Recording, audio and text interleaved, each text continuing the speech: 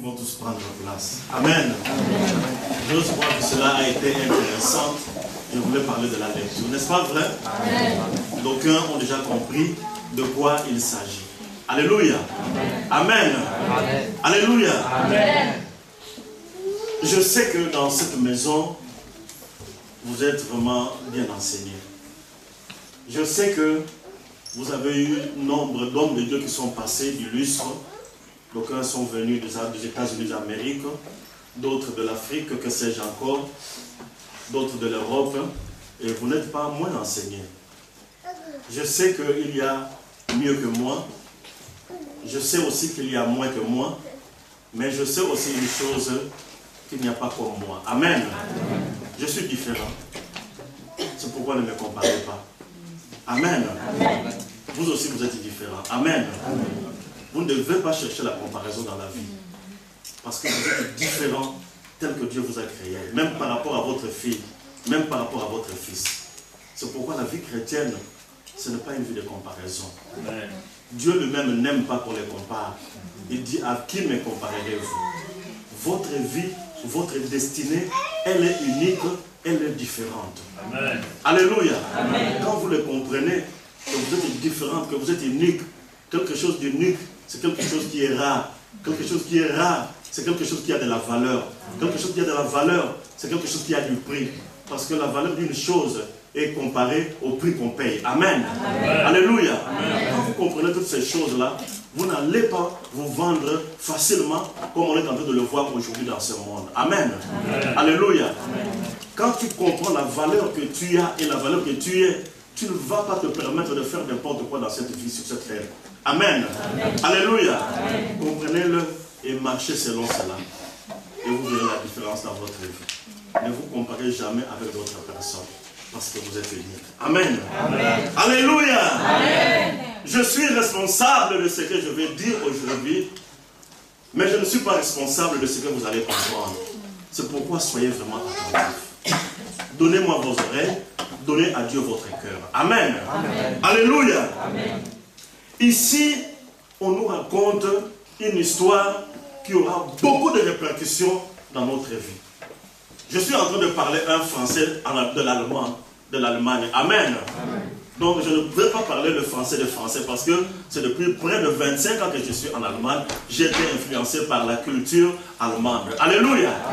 Peut-être qu'au lieu de dire 90, je vais dire 90, mais j'ose croire que vous allez comprendre. Amen. Amen. Le thème s'intitule « Toutes les portes s'ouvrir ». Toutes les portes s'ouvrir. La bonne nouvelle est que, ma soeur, mon frère, aujourd'hui, les portes qui étaient fermées dans ta vie, elles vont s'ouvrir. Ce que je vous dis, c'est la vérité.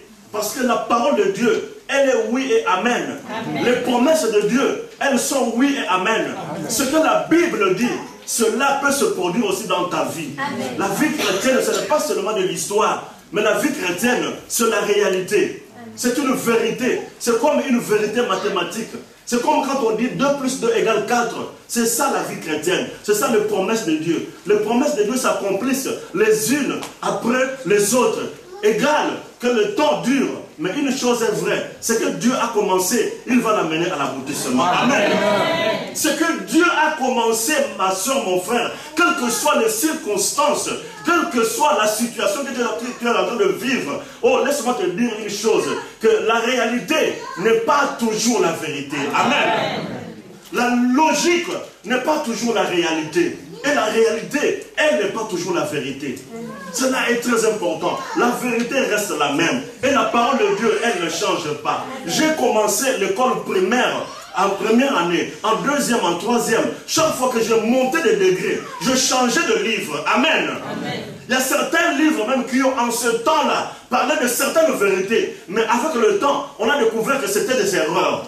Mais je connais un livre. Depuis que moi, je suis né en Christ, ce livre-là, il ne change pas. La vérité dans ce livre, elle est demeurée la même. Que ce soit au Congo et que ce soit quand je suis atterri en Allemagne. Amen. Amen. Et quand j'arrive en France, je me rends compte que non, c'est la même vérité.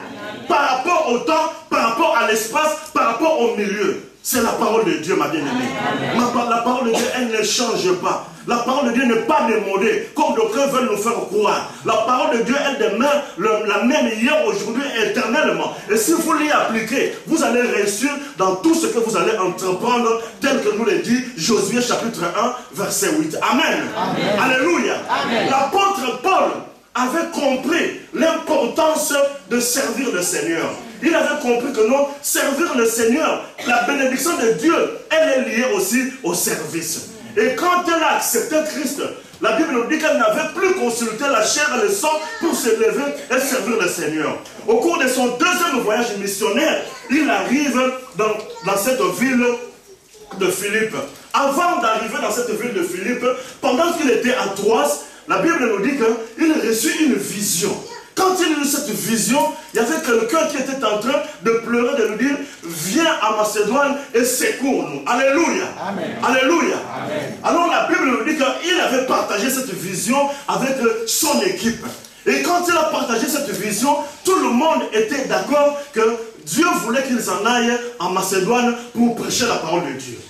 Alors ils se sont levés, ils ont écouté la parole de Dieu, ils ont écouté la volonté de Dieu, ils étaient prêts d'accepter de faire la volonté de Dieu. C'est ça le partage des enfants de Dieu. Un véritable enfant de Dieu, c'est quelqu'un qui ne se pose pas de questions quand Dieu lui parle, quand il est convaincu que cette parole, que cette vision vient du Seigneur, il se lève, il est prêt à servir le Seigneur, advienne que pourra. Amen. Amen. Quand vous avez affaire à des gens qui aiment à se poser des questions, demandez-vous s'ils sont prêts à suivre la voie du Seigneur. Amen. Mais tous ceux qui ont suivi la voie du Seigneur, c'était des gens qui étaient prêts à se lever promptement lorsque le Seigneur leur parlait, sans se poser des questions de savoir comment vivrai-je, que mangerai-je, que deviendrai-je. Amen. Amen. Alléluia. Amen. Et ils sont arrivés dans cette ville de Philippe en Macédoine.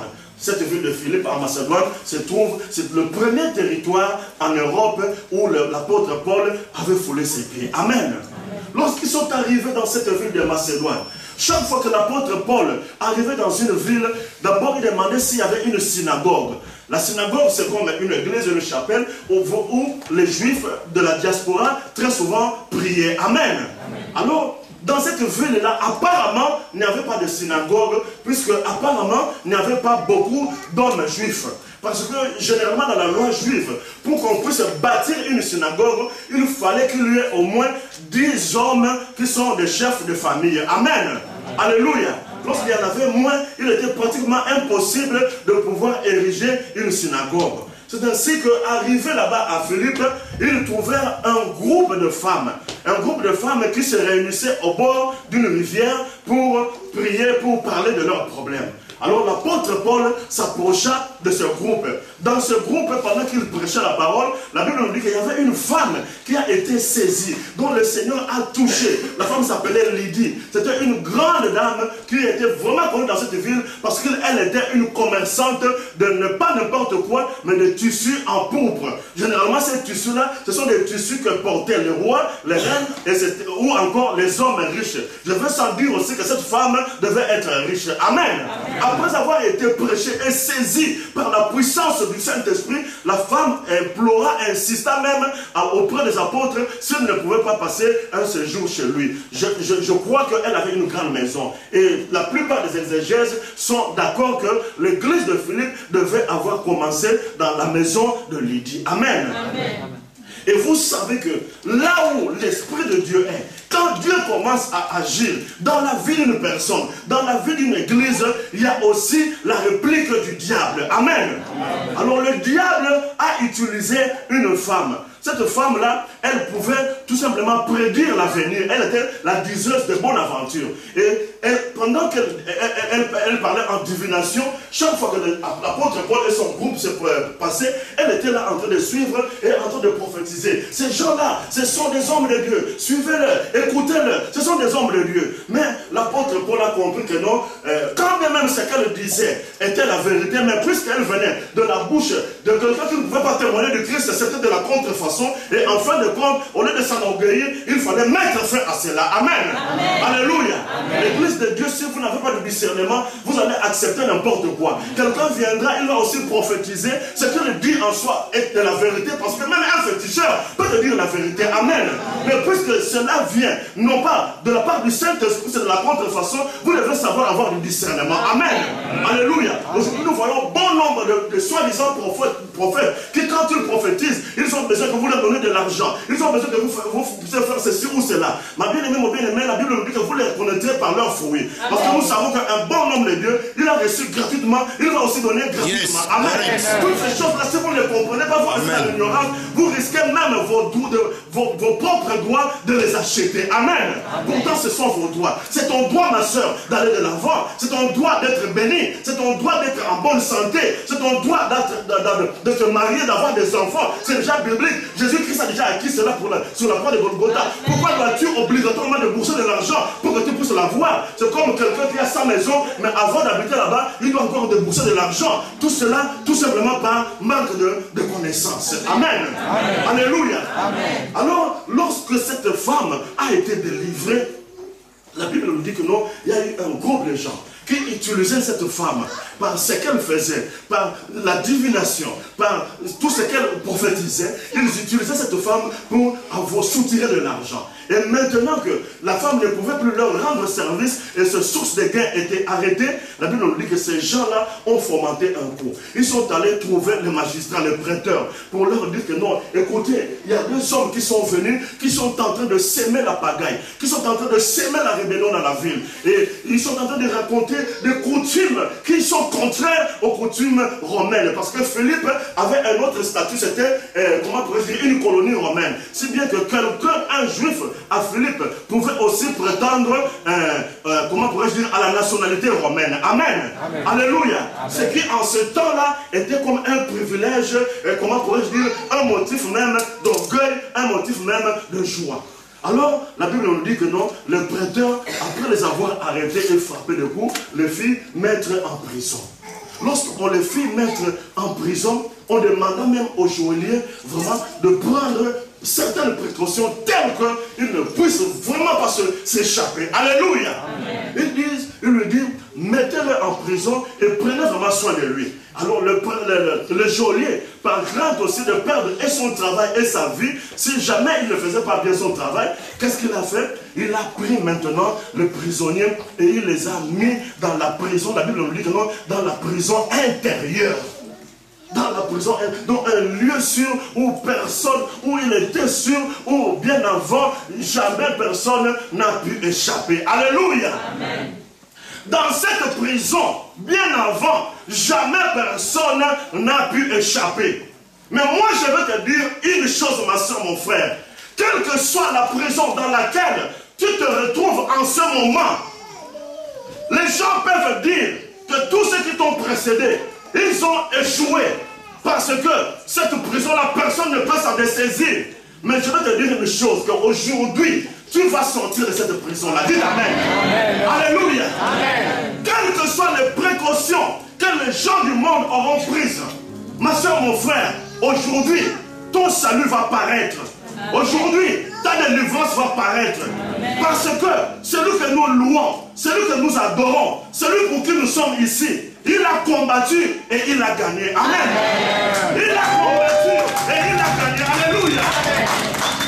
Moi, j'ai toujours dit aux gens qui veulent bien m'entendre, j'ai toujours dit et je le répéterai, je ne cesserai de le répéter. Parce que dans la classe, on a toujours dit que non, la répétition, c'est la mère de la science. Amen.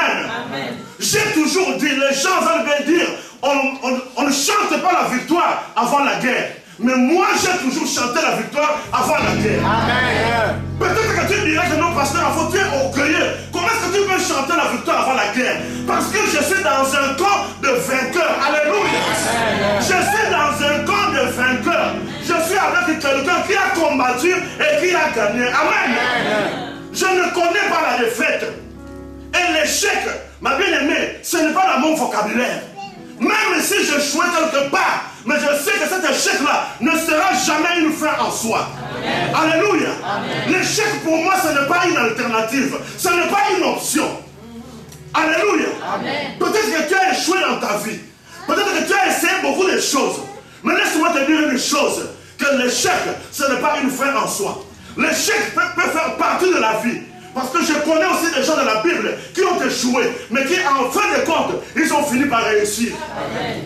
Toi aussi, ma bien-aimée, mon bien-aimé, ne regarde pas à ton échec. Je ne connais pas ta prison. Je ne connais pas la grandeur ni la profondeur de ta prison. Je ne connais pas la cause de ta prison. Parce qu'aujourd'hui, si je suis venu, je ne suis pas venu pour te condamner. Mais je suis venu pour t'apporter une bonne nouvelle. Amen. Que quelle que soit la prison dans laquelle tu te retrouves, ma bien-aimée, mon bien-aimé, il y a quelqu'un. Il y a quelqu'un dans la vie chrétienne, il y a toujours une porte de sortie. Amen. Dans la vie chrétienne, l'impossible n'existe pas. Amen. Dans la vie chrétienne, ma bien-aimée, mon bien-aimé, l'impossible n'existe pas. Il y a quelqu'un qui est là, qui aujourd'hui peut te délivrer. C'est très important. Quand tu sais ces choses, tu marches en fonction de tes choses, tu ne seras jamais ébranlé par ce que tu vois, tu ne seras jamais ébranlé par ce que tu ressens, tu ne seras jamais ébranlé par ce que les gens disent de toi. Amen. Amen. Parce que ceux qui parlent de toi, ils te connaissent peut-être par rapport au passé, peut-être par rapport à ce que tu es en train de vivre maintenant, mais ils ne te connaissent pas par rapport à ce qui va venir. Yes. Alléluia. Amen. Je crois que vous disiez Amen. Amen. Je crois que vous disiez Alléluia. Alléluia. Pour le Seigneur. Amen. Alléluia. Alors les joailliers, ils se disent que non, quand bien même, je sais que maintenant, ils sont dans la prison intérieure, il faut que j'ajoute encore une autre précaution. Oh bien-aimé, la vie chrétienne, c'est une vie des équations à plusieurs inconnus. Amen. Amen. Dieu, c'est un Dieu qui n'aime pas résoudre les équations simples. Parce que là, il le laisse à notre portée. Dieu aime toujours que les choses deviennent compliquées. Pour que quand il va agir, que tout le monde reconnaisse que non, ça, Dieu seul pouvait le faire. Amen. Amen. Quand vous regardez dans la Bible, vous verrez que Dieu n'intervient que quand les choses sont devenues impossibles. C'est à ce moment-là qu'il s'élève. Il dit, moi je suis le maître nageur. Amen. Moi je suis le maître nageur. Alléluia. Vous savez, le maître nageur, c'est qui? Vous voulez que je vous le dise? Est-ce que vous pouvez bouger vos mains? Amen. Amen. Le maître nageur, quand quelqu'un est en train de se noyer, le maître nageur est là. Il regarde. Quand quelqu'un est en train de se noyer, il est en train de fournir des efforts, n'est-ce pas vrai? Parce que quelqu'un qui est en train de se noyer, il peut même toucher à cette feuille, croyant que non, cela pourra lui apporter le salut. Amen. Il peut toucher n'importe qui, n'importe quoi, n'importe comment. Pendant ce temps-là, il crie, il pousse des cris, il crie au secours. Alléluia, il est au secours. Alors, qu'est-ce que fait le maître nageur? Pendant que l'homme a encore la force de se débattre, le maître nageur ne le touche pas. Il le laisse jusqu'à ce qu'il épuise toutes ses forces. C'est à ce moment-là que le maître nageur vient, il le prend pour le faire sortir de l'eau. Pourquoi? Parce que le maître nageur se dit ceci.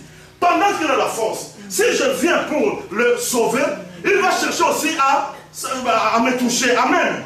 Nous risquons, lui et moi, de nous noyer. Amen. Il faudra qu'il abatte toutes ses forces, qu'il devienne maintenant impuissant. Alors à ce moment-là, je peux facilement le soutirer de l'eau. C'est ce que fait Dieu.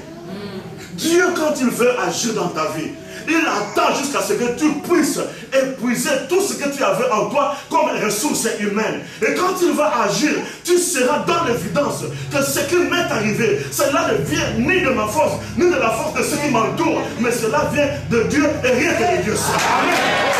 Alléluia. Alors cet homme, il a maintenant pris le cercle, cet homme de fer. Il a enfermé encore, il a lié les pieds de Paul et de Silas en les écartant. Quand on vous attache dans ces fers-là, cela provoque même des crampes. Alléluia. Cela provoque même des crampes.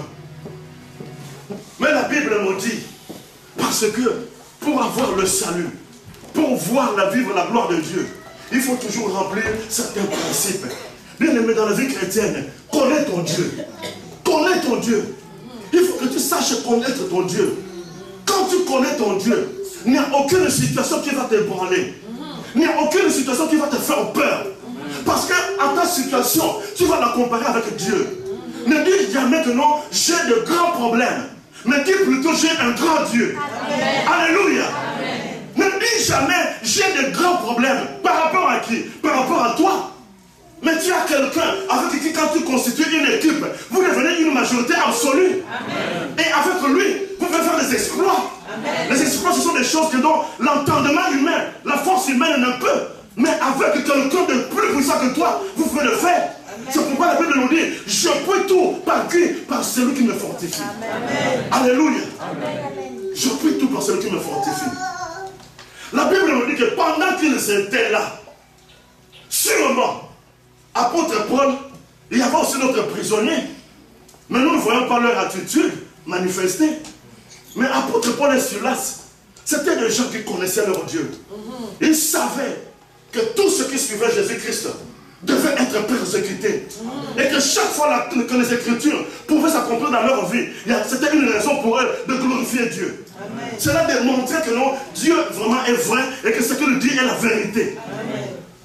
Quand toute chose, quelque chose s'accomplissait dans leur vie, en bien comme en mal, ils reconnaissaient que non, puisque Jésus-Christ l'avait prophétisé, c'est que c'est la vérité. Amen. Comme c'est la vérité, nous n'avons pas à craindre. Nous n'avons pas à craindre. Bien aimé, marchez dans la pensée des Écritures. Yes. Qu'est-ce que dit l'Écriture par rapport à la situation que tu es en train de traverser? Aujourd'hui, les enfants de Dieu ont perdu leur identité. Ils acceptent l'inacceptable, ils corroborent avec ce qu'ils ne pouvaient pas corroborer, tout simplement parce qu'ils ont peur de la situation qu'ils traversent. Ma bien-aimée, pourquoi tu as peur? Pourquoi? La Bible nous dit, au milieu de la nuit, l'apôtre Paul et Silas commencèrent à prier.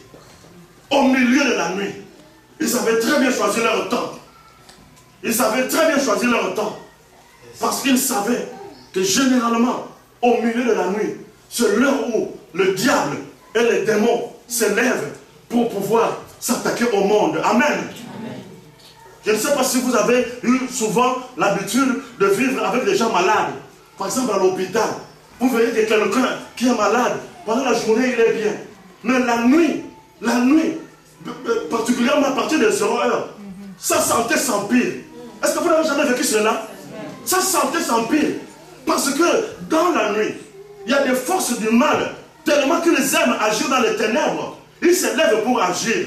Et l'apôtre Paul et Silas, ils se sont dit, nous n'allons pas leur laisser le temps.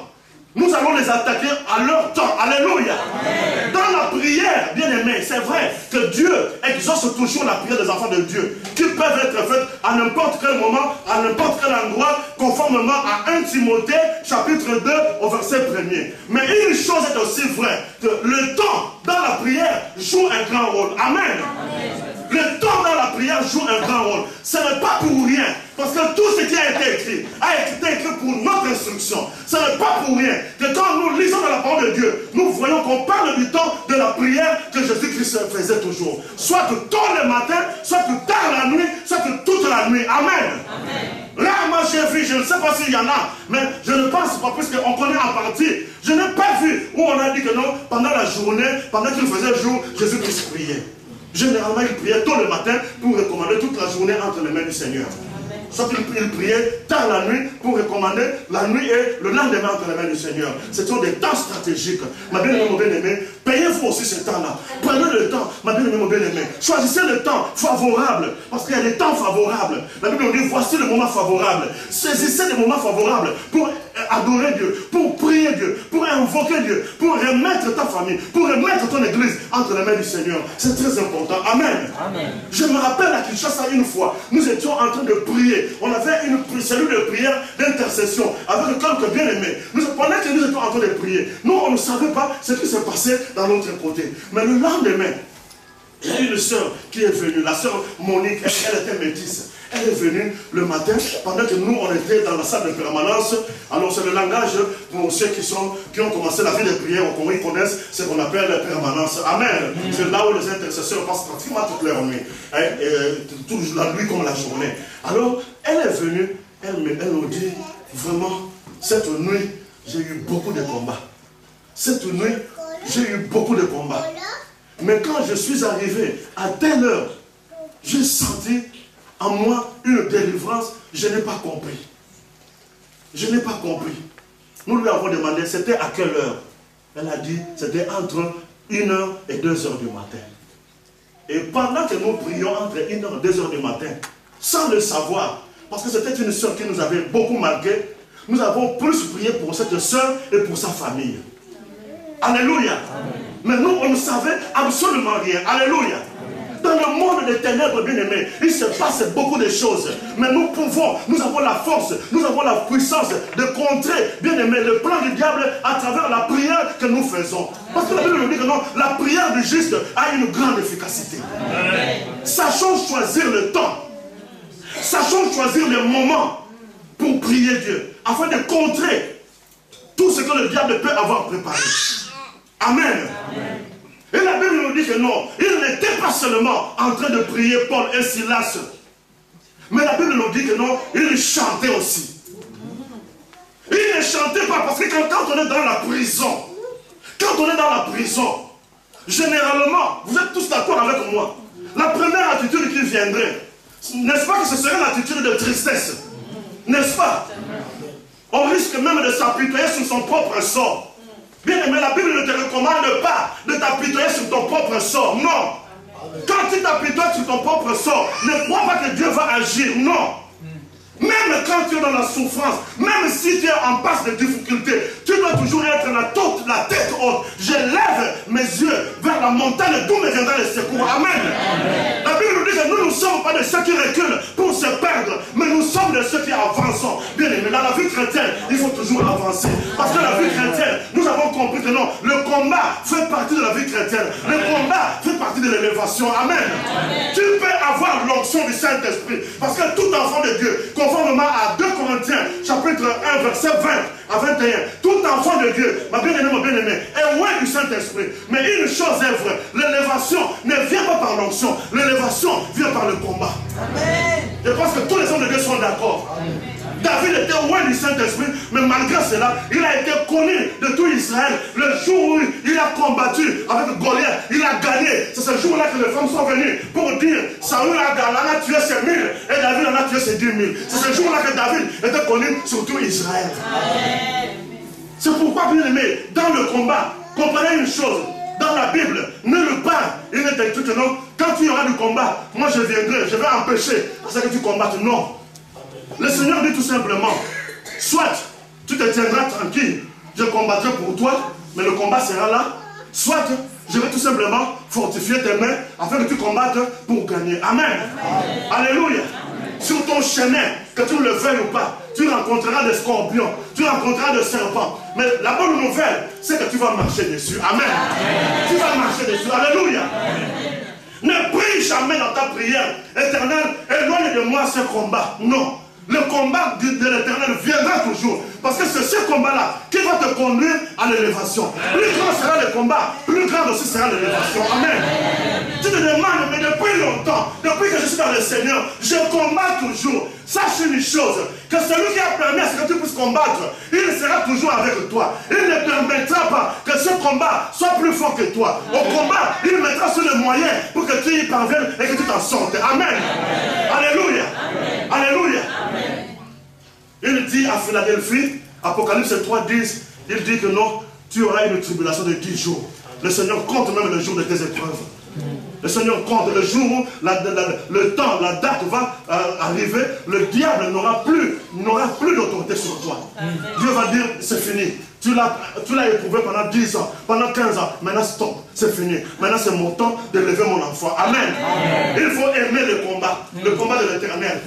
Non pas le combat charnel, où tu es là à parler du mal des autres. Et quand on apprend cela, on essaie de te reprendre, tu te dis que je suis vraiment combattu. Non, c'est pas cela. C'est pas cela. Mais je parle du combat de l'Éternel. Alléluia. Du combat de l'Éternel, parce que celui qui est enfant de Dieu, il sera marqué, bien aimé, par le combat de l'Éternel. Celui qui est enfant de Dieu, il sera la cible de l'ennemi. Parce que la Bible nous dit, soyez sobres, veillez et priez, car l'ennemi, notre ennemi, il rôde autour de nous comme un lion rugissant. Il ne rôde pas autour de n'importe qui. Il rôde autour de ceux qui ont le sang de Jésus. Il rôde autour de ceux qui ont l'Esprit de Dieu. Il rôde autour de ceux qui ont le sang du Saint-Esprit. Alléluia. Amen. Le combat, c'est une marque déposée des enfants de Dieu. Le combat. C'est pourquoi, ma bien-aimée, je suis venu aujourd'hui pour te rappeler ces choses que tu connais déjà. Je suis venu te les rappeler. Peut-être que tu es en passe à des combats. Tu te dis, mais quand finira ton combat? Ton combat va prendre fin. Ton combat a eu un commencement, il aura aussi une fin. Amen. Alléluia. Amen. Alléluia. Amen. Le combat de Joseph avait pris 13 ans. Ton combat prendra fin, ma bien-aimée, mon bien-aimé. Que le veuille ou pas. Ton combat, je te l'annonce aujourd'hui, prendra fin. Alléluia. Amen. Et pendant qu'ils étaient en train de chanter, ils ne chantaient pas des chansons de tristesse pour apitoyer le Seigneur. Parce que je connais des gens, quand ils prient, ils pleuraient dans un sentiment de, comment on peut dire, d'humiliation. C'est aussi une bonne chose. Mais pleurer dans un sentiment de désespoir, ça, le Seigneur n'aime pas cela. Amen. Amen. Alléluia. Amen. Ils ne chantaient pas des cantiques de tristesse parce qu'ils étaient en prison. Mais ils chantaient des cantiques de louange. Parce qu'ils se disaient que non, en sortant de la prison, nous allons monter d'étape. Amen. En sortant de la prison, nous serons grandement bénis. Alléluia. Amen. Ils chantaient des cantiques de louange. Parce qu'on loue quelqu'un qui sait faire des choses pour toi. On loue parce qu'on sait que non, on en tirera aussi bénéfice en revanche, en contrepartie. Amen. Amen. Ils ont commencé à chanter des chansons de louange. Et ils ont commencé à témoigner de Dieu. Parce que la Bible nous dit que non, ces gens-là les entendaient. Amen. Amen. Ces gens-là les entendaient.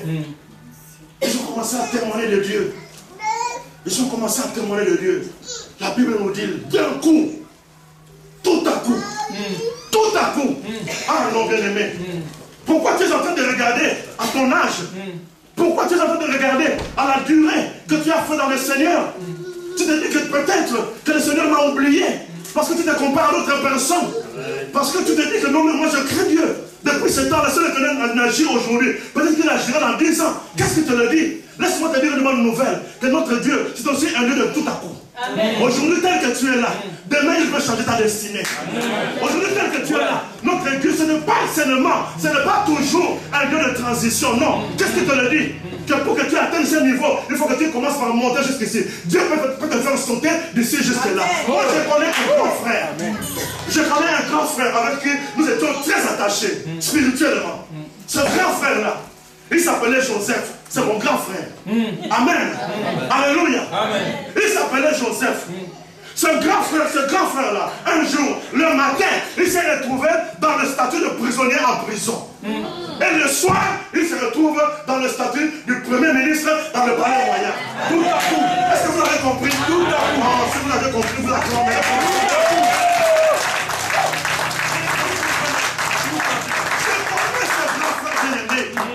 Qui du jour au lendemain a vu sa vie changer. Ta destinée n'est pas entre les mains d'une personne.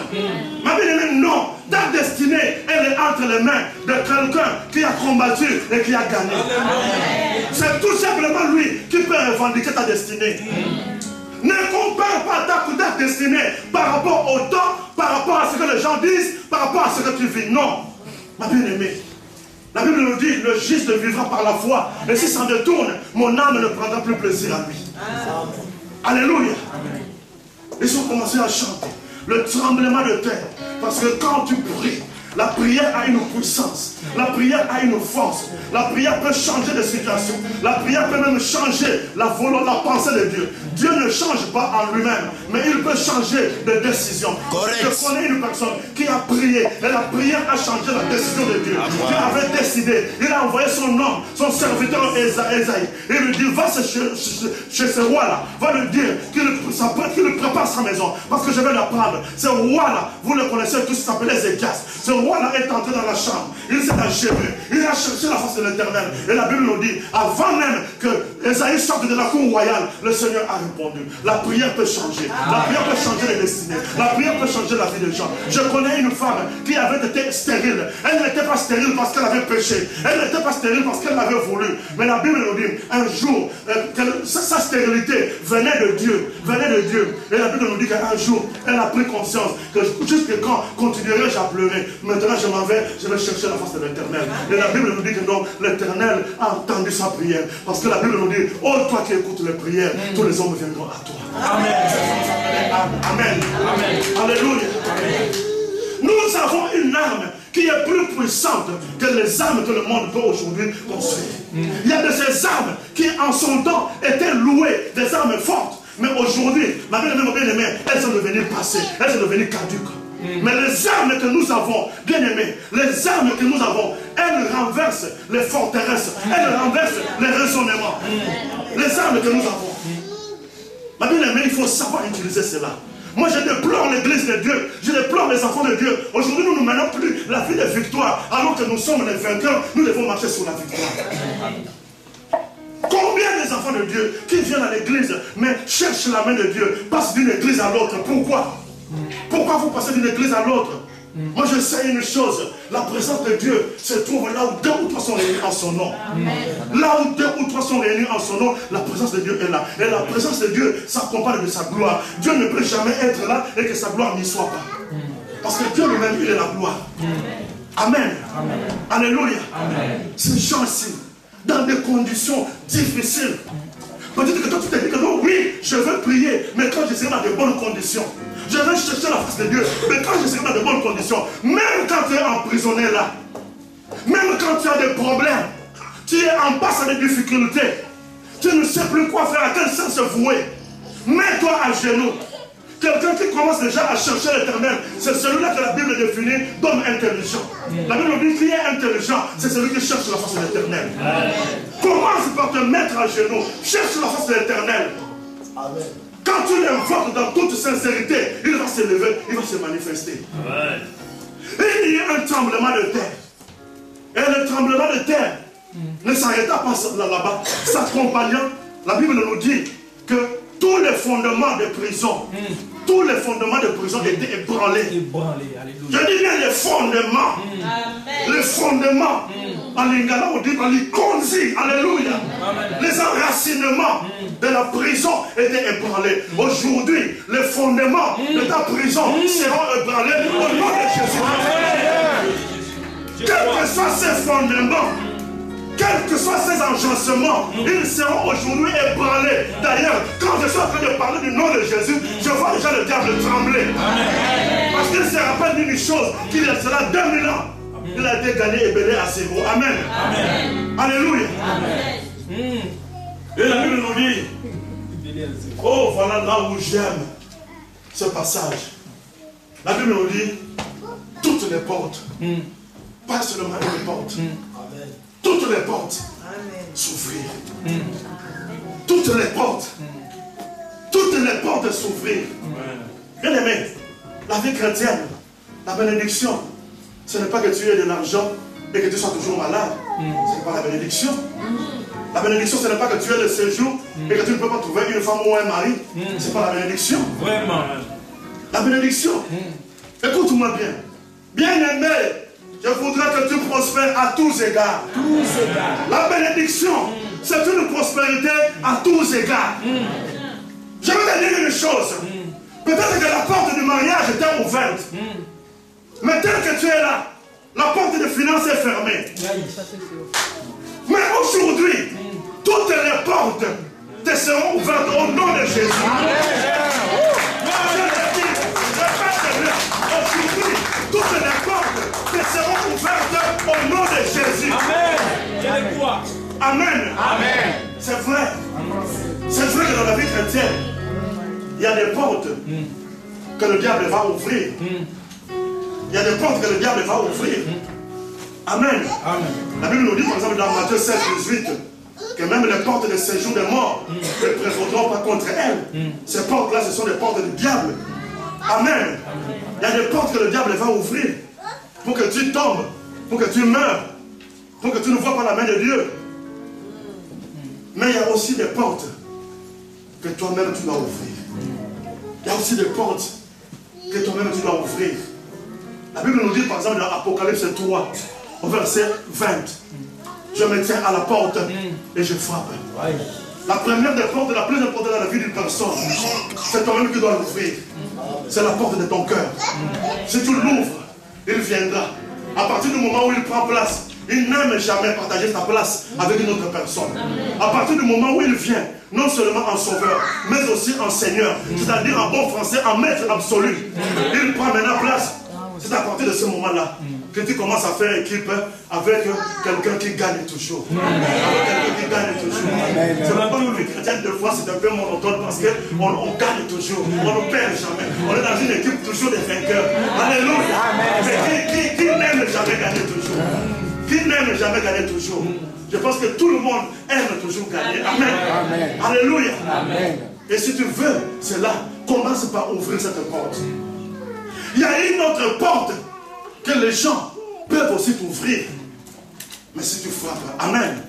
Alléluia. Si tu frappes, ils vont t'ouvrir. La Bible nous dit en Matthieu 7 et 8 que celui qui frappe, on fait quoi? On ouvre. Je me rappelle une fois une histoire. Pierre, il était en prison dans Actes des Apôtres chapitre 12. La Bible nous dit que non, à partir du verset 5, pendant qu'il était en prison, toute l'église était en train de prier pour lui. Pendant que l'église était en train de prier pour lui, le Seigneur a écouté la prière. Parce que la prière du juste, elle est toujours exaucée. Le Seigneur a écouté la prière. Le Seigneur bien-aimé, je veux te dire une chose, c'est aussi un Dieu de tout amour. Ne crois pas qu'il va toujours répondre au futur. Il peut te répondre aujourd'hui. Pendant que tu écoutes cette parole, tu as déjà écouté les prédications. Mais celle d'aujourd'hui, c'est une prédication qui t'est destinée. Écoute-la, prends-la, fais-la tienne. Ta vie va changer. Ta vie va changer. Ta vie va changer. Parce que Dieu, c'est un Dieu de changement. Il aime le changement. Quand il vient dans la vie d'une personne, il aime le changement. Jésus-Christ inscrit son ministère dans le cadre du changement. Il dit, vous avez entendu dire, mais moi je vous dis. Amen. Vous avez entendu dire, mais moi je vous dis. C'est un Dieu de changement. Si tu crois et que tu acceptes le changement, dans un monde où les gens craignent le changement, ont peur du changement, mais sache que le changement que le Seigneur te réserve, c'est un changement au sens positif. Pendant que Pierre était en train de somnoler, de dormir, il était emprisonné. Les gens priaient pour lui. Oh, la puissance de la prière de l'église. Lorsqu'une église est unie dans la prière, Dieu agit. Et j'ai regardé, j'ai parcouru la Bible. J'ai constaté que partout où les enfants de Dieu priaient ensemble, la communauté, il y a un fait. Dieu agissait sur le champ. Dieu agissait, il y a un mystère. Parce que c'est lui-même qui dit que désormais mes oreilles seront attentives à toute prière qui sera faite dans ce lieu. Alléluia. Prier à la maison, ce n'est pas mal. Mais quand on prie à l'église, cela c'est un mystère. Parce qu'à ce moment-là, les Écritures sont en train de s'accomplir. Là où 2 ou 3 sont réunis à mon nom, s'ils se mettent d'accord pour m'invoquer, je leur répondrai. Amen. Alléluia. Tout d'un coup, un ange est venu. Un ange est venu et il a brisé toutes les portes de la prison et Pierre s'est senti libéré. Alors qu'il était libéré, il suivait l'ange, lui croyait qu'il était en train de rêver. Parce que le jour où Dieu va décider de faire de grandes choses dans ta vie, la première personne qui sera dans l'étonnement, ce sera toi-même. Cela va te dépasser, parce que Dieu fait toujours des grandes choses. Amen. Alors la Bible nous dit que non, pendant que Pierre était en train de suivre, à un moment donné, l'ange a disparu, et Pierre a compris que, effectivement, je viens d'être délivré. Amen. Je viens d'être libéré. Elle a dit non, je connais mes bien-aimés qui habitent quelque part dans cette rue-là, je m'en vais chez eux. Il est allé, il a commencé à frapper. Il a commencé à frapper. Pendant qu'il frappait, il y a une femme qui est venue du nom d'Hérode. Elle a ouvert la porte, elle a regardé.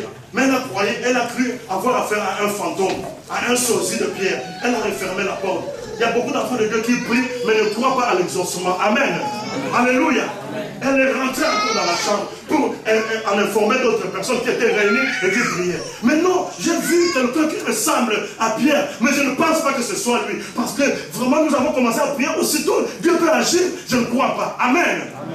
Oh, mais ça peut être son sosie. Ah bon, ça peut être un fantôme. Ah bon, ça peut être... On a collé à Pierre tous les noms que possible. Amen. Amen. Et en fin de compte, Pierre a insisté. Pierre marchait avec le principe de frapper à la porte jusqu'à ce que... Alléluia. Amen. La Bible nous dit dans Ésaïe 62 au verset 1er que pour l'amour de Sion, je ne me tairai point. Pour l'amour de Jérusalem, je ne prendrai pas de repos jusqu'à ce que son salut puisse paraître. Jusqu'à ce que, bien aimé, c'est aussi un principe de Dieu. C'est un principe qui a été repris même dans Luc au chapitre 18 au verset 1er. La Bible nous dit que Jésus-Christ leur parlait d'une parabole pour leur dire qu'il faut prier avec persévérance. Amen. Mais bien aimé, c'est une fausse croyance que de se dire j'ai déjà prié, Dieu a entendu, maintenant j'attends. Non, ma bien-aimée, mon bien-aimé, quand tu demandes quelque chose, aussi longtemps que tu ne l'as pas encore, persévère, continue à prier, continue à chercher la face de l'Éternel jusqu'à ce que, alléluia, jusqu'à ce que l'accomplissement s'en suive. C'est très important. Les apôtres avaient ce principe. Même si ils n'avaient pas affaire à une personne, mais à Jésus-Christ, qui leur avait dit dans les actes des apôtres, il leur dit, ne vous éloignez pas de Jérusalem, vous allez rester à Jérusalem, jusqu'à ce que vous puissiez recevoir ce qui vous a été promis, car dans peu de temps, vous serez baptisés du Saint-Esprit, vous recevrez une puissance, le Saint-Esprit survenant sur vous, et vous serez mes témoins. La Bible nous dit, quand Jésus-Christ a été élevé, à partir du verset 9, la Bible nous dit que non, à partir du verset 14, les actes des apôtres, chapitre 1er, ils sont rentrés dans la maison, dans la chambre haute. C'était Dieu qui leur avait parlé. Parce que les apôtres, ils savaient que Jésus-Christ était Dieu. Mais malgré cela, ils se sont mis dans la prière. Pendant qu'ils priaient, 10 jours de prière, et jusqu'à ce que le Saint-Esprit est descendu. Jusqu'à ce que. Croyez-vous qu'ils ne croyaient pas à la promesse de Jésus-Christ, mais ils connaissaient la place de la prière. Bien aimé, aussi longtemps que tu n'as pas ce que tu as, ce que tu veux avoir, aussi longtemps, continue toujours à prier. S'il faut que tu pries 10 ans, continue à prier. S'il faut que tu pries 15 ans, mais la Bible nous dit, un jour, Dieu va se lever et il va agir. Amen. Alléluia. Amen. Ça, c'est la parole de Dieu. Et la Bible nous dit qu'à ce moment-là, tous les prisonniers ont été libérés de leurs chaînes, ainsi de suite. Non seulement Pierre, Paul et Silas, mais aussi tous les prisonniers. On dit bien tous les prisonniers. Pas seulement Paul et Silas, mais tous les prisonniers. Ta prière, la puissance de ta prière, va aussi libérer les gens qui sont autour de toi. Amen. La puissance de ta prière va aussi mettre beaucoup de gens au bénéfice de la bénédiction dont tu seras, bien aimé, le porteur. Quand tu pries, tu peux, dans ta prière, libérer toute une église. Dans ta prière, tu peux libérer ta famille. C'est très important. Ces gens qui étaient là, ils ne priaient pas. Mais à cause de la prière de Paul et de Silas, la Bible nous dit que non, Dieu a intervenu. Et tous ces gens-là ont vu la gloire de Dieu. Et tous ces gens-là ont vu leur chaîne aussi se dessaisir. Pourquoi? À cause de la prière d'autres personnes. Là, tu comprends aussi que quand tu ne pries pas, certaines personnes peuvent demeurer dans cette vie-là de difficultés, de malédictions, parce que toi tu ne pries pas, parce que tu ne prends pas ta responsabilité au sérieux. Ma bien-aimée Église de Dieu, prenez vos responsabilités en main. Priez Dieu afin que les gens qui sont liés puissent être déliés à cause de vos prières. Parce que dans vos prières, vous prononcez des choses. Et pourtant, la Bible nous dit que tout ce que vous lierez sur la terre sera lié dans les cieux. Quand tu prononces telle chose pour des personnes, quand même tu ne le sais pas, mais puisque c'est une parole qui est biblique, puisque Dieu n'est pas un homme pour mentir, ni un fils d'un homme pour se repentir, il va l'accomplir. Amen. Amen. Mais priez. Il y a beaucoup de gens, quand tu leur regardes, tu leur demandes est-ce que toi tu pries? Moi je prie. Mais quand tu entres en profondeur, ils ne prient pas, ils croient prier. Il faut pas croire prier, il faut prier. Parce que la prière a du prix. Il faut payer le prix. C'est très important. Levez-vous prier. Depuis que j'ai connu cette église, je suis content de vous voir ici. Je suis vraiment très content. Mais je suis sûr que si vous augmentez la vie de prière et de témoignage, vous allez changer de place. L'église existe déjà depuis près de 10 ans. Et ici à Paris, ce ne sont pas les opportunités qui manquent. La majorité des gens ici n'a pas Christ. Ne vous y trompez pas. Ne vous y trompez pas. Si vous priez, si vous cherchez la face de l'Éternel, si vous commencez à témoigner de Christ, croyez-vous que cette place va suffire? Mais vous vous contentez de cette place. Ah non, nous sommes nombreux. Vous êtes nombreux par rapport à qui? Par rapport à quoi? Par rapport à la salle. par rapport à la salle. Cherchez la face de l'Éternel, les chantal. Amen. Alléluia. Priez. Cherchez la face de l'Éternel.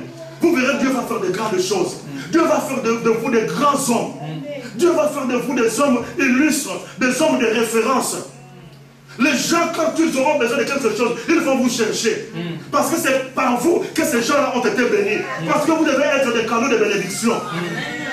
Là où un enfant de Dieu est, là où il est, il préserve aussi la vie de tous ceux qui sont autour de lui. Correct. C'est très important, bien aimé. Amen. Vous êtes des dieux en puissance. Vous êtes des dieux en puissance selon le psaume 82, verset 6. Vous êtes des dieux en puissance, bien aimé. Partout où vous êtes, vous devez impacter votre alentour. Vous devez impacter votre génération. Vous devez impacter votre famille. Vous devez impacter tout ce qui vous entoure. Parce que vous avez quelque chose que le monde ne peut avoir. Ne vous minimisez pas. Et la Bible nous dit, les geôliers voyant cela, ce qui est un peu étonnant, c'est que les portes des prisons sont ouvertes. Maintenant, les gens peuvent facilement s'échapper. Nous avons toujours appris que lorsqu'il y a dans une prison, les gens s'évadent facilement. Il n'y a personne qui va dire non, je vais rentrer. Mais la Bible nous dit que tout le monde a préféré rester là. Amen. Tout le monde a préféré ne pas bouger. Non, moi je ne vais pas bouger. Les portes sont ouvertes, les chaînes sont tombées, mais je ne vais pas fuir. Amen. Quels gens ont fui l'église à partir du moment où les chaînes sont tombées, à partir du moment où les portes étaient ouvertes? Ils ont tourné le dos à l'église. Ils avaient prêté serment, je ne quitterai jamais cette église. Je ne quitterai jamais le pasteur Guilain. Parce que je m'identifie aussi à l'homme de Dieu, celui qui porte la cruche. Amen. Mais quand la bénédiction est venue, il a changé de lieu en lieu, de place en place. Il est devenu le premier à critiquer même le pasteur, à critiquer l'église. Aujourd'hui, dans des églises, on a des chrétiens arbitres. Ils ont toujours des sifflets. Parce que l'arbitre siffle surtout quand il voit des fautes. Amen. Quand il voit des fautes, ce qui est de bien, généralement, l'arbitre ne va pas siffler. Sauf peut-être le but. Amen. Alléluia. Nous, on va bien aimer. Ces gens-là n'ont pas voulu quitter cet endroit-là. Parce que là, même si c'était la prison, mais il y avait la présence de Dieu. Là où il y a la présence de Dieu attire. La présence de Dieu garde. Ces gens-là se sont dit non. Mais où irons-nous? Il y a la présence de Dieu ici. Même si c'est la prison, nous allons rester ici. Parce que là, il y avait aussi la gloire de Dieu. Et vous savez, quand la gloire de Dieu est là, on ne fournit plus aucun effort. Quand la gloire de Dieu arrive, en ce moment-là, il n'y a plus de place pour fournir, pour combattre, pour avoir ceci ou avoir cela. Non, la gloire de Dieu commence à agir. Quand la gloire de Dieu est là, c'est la gloire de Dieu qui va évangéliser. C'est pourquoi cet homme qui vient, il se demande, que dois-je faire pour être sauvé? Oh, non, on n'a pas prêché, mais lui-même il a vu la gloire de Dieu. Priez pour que la gloire de Dieu descende dans cette église. Amen. Alléluia. C'est très important. C'est pourquoi le roi David pouvait dire: Éternel, j'aime le séjour de ta maison, le lieu où habite ta gloire. La gloire de Dieu va faciliter les choses, va ouvrir les portes d'elle-même, va faire en sorte que tu ailles de l'avant. La gloire de Dieu. Mais pour que les portes s'ouvrent, il y a eu des antécédents. Pour que les portes s'ouvrent, il y a eu des principes. Moi j'ai toujours combattu pour les principes. Dans la vie chrétienne, si nous marchons avec les principes, nous allons réussir, qu'on le veuille ou pas.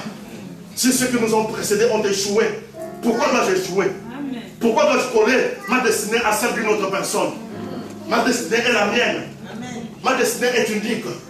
Mais pourvu que je suive les principes, les systèmes peuvent changer, mais les principes restent les mêmes. Le premier principe, pour que les portes puissent s'ouvrir, ils se sont mis dans la prière. Ils ont prié. Ils ont cherché la face de Dieu. Ils ont prié. Ils ont prié. Ils savaient que la prière peut changer des situations, peut changer des choses. Le deuxième des principes, ils ont loué Dieu. C'est-à-dire qu'en louant Dieu, ils ont banalisé, ils ont minimisé la situation. Ils ont commencé à glorifier Dieu. Ils ne regardaient pas la grandeur de la situation, mais ils regardaient la grandeur de leur Dieu. C'est très important de louer Dieu, même en des temps difficiles. Même quand tout le monde dit que ça ne va pas, toi tu peux dire que ça va. Ça c'était le troisième principe, le témoignage. Témoigner ne signifie pas tout simplement prêcher, mais témoigner signifie aussi confesser. Qu'est-ce que vous confessez en temps de difficulté, en temps de détresse? Qu'est-ce que vous confessez? La Bible nous dit que la vie et la mort sont au pouvoir de quoi? De la langue. La vie et la mort, Proverbe 18, versets 20 à 21. La vie et la mort sont au pouvoir de la langue. Ce que tu crains, c'est ce qui t'arrivera. Confesse le positivisme. Même quand tu vois que tout tourne mal, mais toi dis que tout va bien tourner. Comme cette tsunamite, l'enfant était déjà mort. Son mari lui demande, mais qu'est-ce qui se passe? Il dit non, tout va bien. Tout va bien. De nos jours, on traiterait cette femme de sorcière. Mais comment c'est possible? L'enfant est mort. Toi tu dis que tout va bien. Noki. Mais elle savait ce qu'elle disait. Alléluia. Elle savait ce qu'elle disait. Bien-aimé, confesse le positivisme. Ta langue a un grand pouvoir. Vois-toi en rose. Dis-toi que non, l'échec, ce n'est pas ton partage.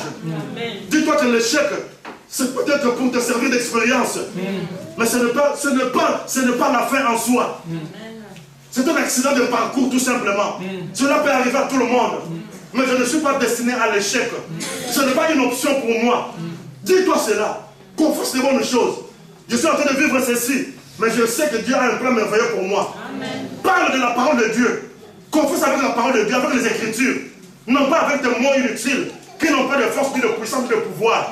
Mais la parole de Dieu, c'est une puissance pour le salut de quiconque croit. Amen. Amen. Alléluia. C'est très important de témoigner. Les gens comme Abraham, ils ont témoigné. Moi, Abraham m'étonne de fois. Pendant qu'ils allaient pour l'enterrement, pour sacrifier son fils. Quand on lit la Bible, dans Genèse 22, au verset 5, quand on lit la Bible, Abraham s'arrête et regarde ses serviteurs. Il leur dit, vous allez rester ici. Écoutez-moi bien. Vous allez rester ici. Moi et l'enfant, nous irons jusqu'au mont pour adorer. Et ensuite, il dit, ensuite, nous reviendrons à vous. Nous reviendrons. Est-ce que vous comprenez? Pourtant, il devait aller tuer l'enfant. Mais Abraham, la Bible nous éclaire cela en Hébreux chapitre 11, à partir du verset 17, que Abraham croyait que Dieu est en mesure de ressusciter, d'appeler même à la vie ce qui était mort. Voilà. Amen. Amen. Il ne voyait pas la mort. Ne vois pas la mort de ton mariage. Ne vois pas la mort de ta santé. Alléluia. Ne vois pas la mort de tes affaires. Ne vois pas la mort de ton ministère. Alléluia. Qui t'a dit que tu l'as fait? Alléluia. Amen. Le quatrième point, Abraham, Paul et Silas, ils ont eu confiance. Ils ont eu confiance, ils étaient calmes. La Bible nous dit dans Ésaïe 30, verset 15, que c'est dans le calme et dans la tranquillité que viendra ton salut. Ils n'avaient pas peur. Pourquoi tu dois paniquer?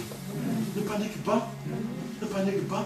Surtout quand tu sais que tu es en train de... Tu te retrouves sur le chemin de la volonté de Dieu. C'est le cinquième point. Ils étaient sur le chemin de la volonté de Dieu. S'ils étaient à Philippe, ce n'était pas par leur propre volonté. C'est parce qu'ils avaient eu une vision au verset 9 des Actes 16 que passait en Macédoine.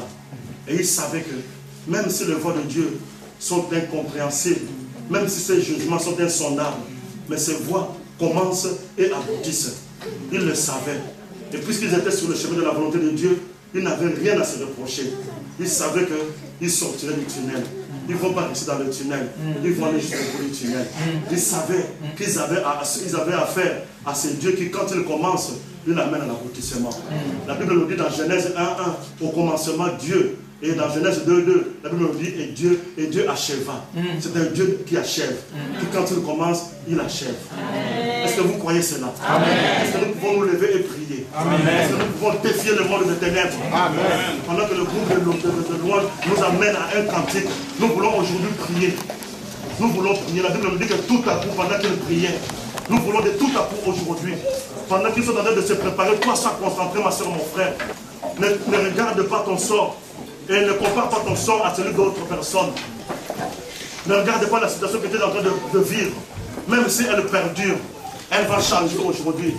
Nous n'avons plus besoin de dire elle peut, mais elle va changer. Parce que l'évangile a été prêché. Tu l'as entendu. Dieu t'a mis à l'écart. Parce que Dieu voulait te bénir, ma soeur. Tel que tu es là. Peut-être que tu te dis, Dieu m'a oublié. Si réellement Dieu m'aime, pourquoi je vis ceci ou cela? Je fais du bien aux gens. Ces gens-ci, ils se sont retrouvés à la prison parce qu'ils ont fait du bien, parce qu'ils ont délivré une personne qui était liée. À cause de ces biens-là, ils se sont retrouvés en prison. Peut-être que tu es en train de vivre cette situation parce que tu es de bon cœur. Mais t'en fais pas. Continue à le faire. Parce que le diable veut te décourager.